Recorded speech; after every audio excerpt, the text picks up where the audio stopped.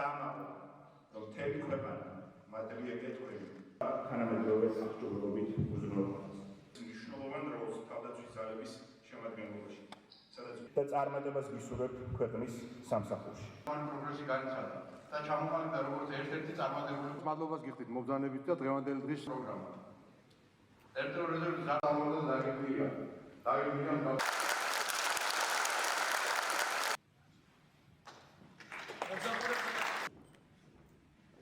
ემსახურები საქართველოს.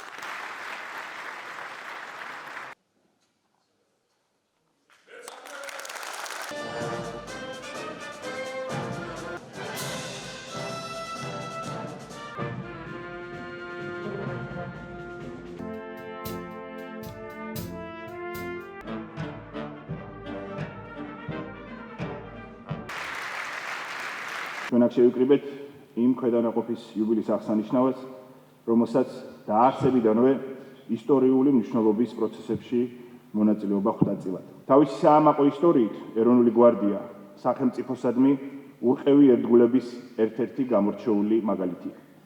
მინდა ეროვნული გვარდიის იუბილე მიულოცო და განსაკუთრებული მადლობა გადაუხადო ყველა ვეტერან გვარდიელს, იმ მეომრებს, რომლებმაც წლების განმავლობაში საკუთარი შრომით, ცოდნითა და გამძლეობით მომავალი თაობებისთვის შექმნეს მთლიანად შეიარაღებული ძალების ჩამოყალიბებისა და გვარდიის შემდგომი განვითარების მტკიცე საფუძველი.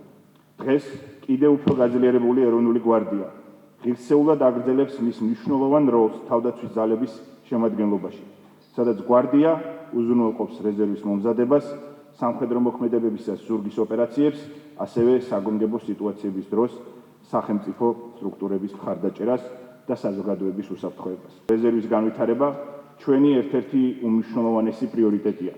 სწორედ ამ მიზანს ემსახურება წლევანდელთა ეროვნული სამხედრო სამსახურის ახალი განმარტებული და წარმატებული მოდელი, რომელიც ქმნის ძლიერ და პროფესიონალური რეზერვის წინაპირობას.